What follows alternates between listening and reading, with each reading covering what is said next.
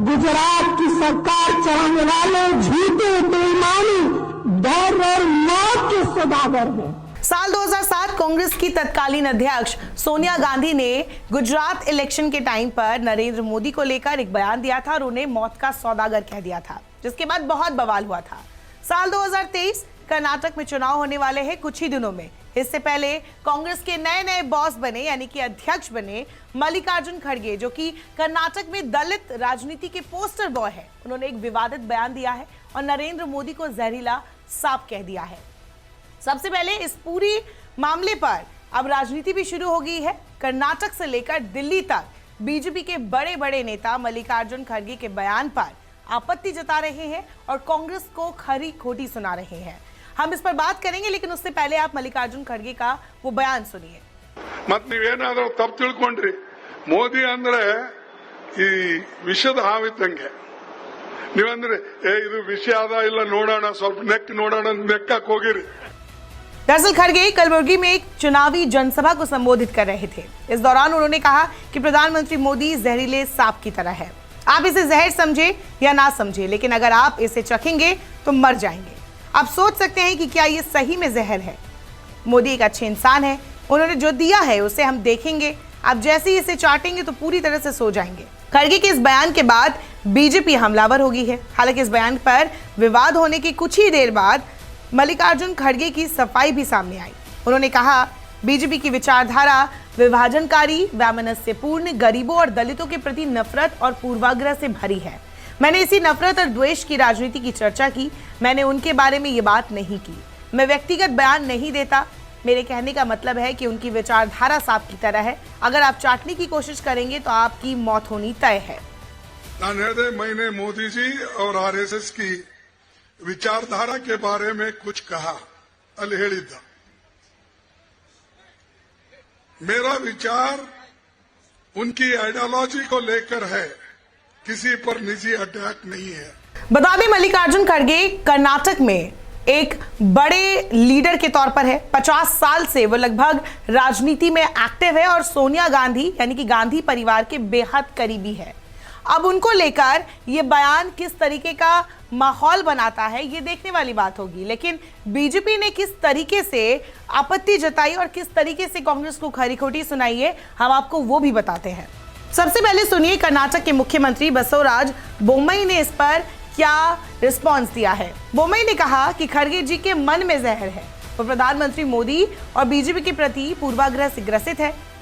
There is a poison in the mind of Kharge. It is a prejudiced mind towards Narendra Modi ji and BJP because this kind of thinking comes because of desperation. They have been unable to fight him politically in the parliament, outside, and they are seeing that their ship is sinking. So desperately they are making all these kind of remarks.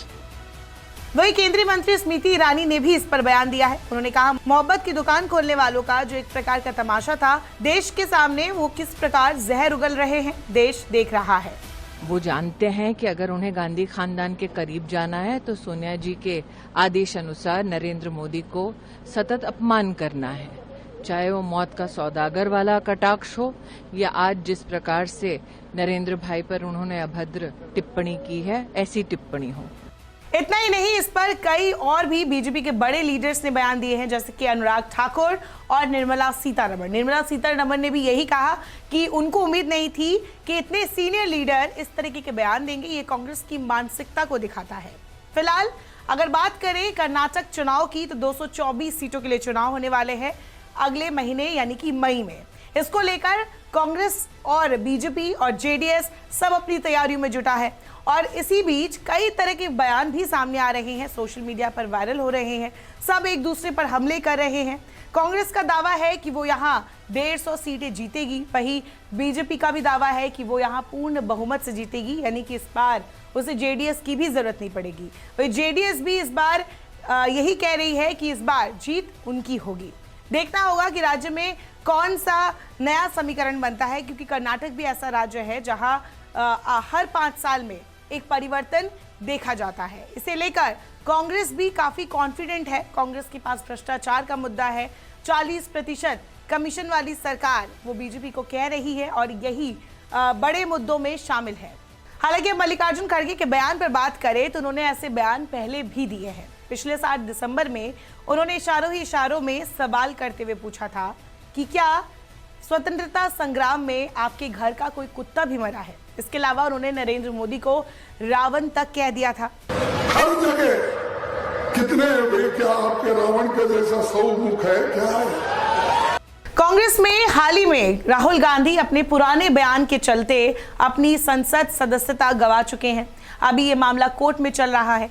ऐसे में मल्लिकार्जुन खड़गे के इस बयान पर काफी सियासी बवाल मचने की संभावना जताई जा रही है। हालांकि उन्होंने सफाई दे दी और माफी भी मांग ली है कि उनका ऐसा इरादा नहीं था।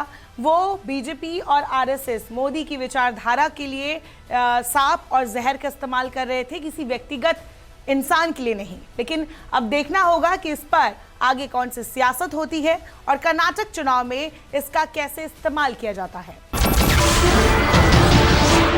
नमस्कार, मैं हूं मानक गुप्ता। अगर आपको हमारा ये वीडियो पसंद आया हो तो इसे लाइक और शेयर जरूर करें और हां, हमें सब्सक्राइब और फॉलो करना ना भूलें ताकि आप देश और दुनिया की कोई खबर मिस ना करें। तो जुड़े रहिए हमारे साथ और देखते रहिए न्यूज़ 24।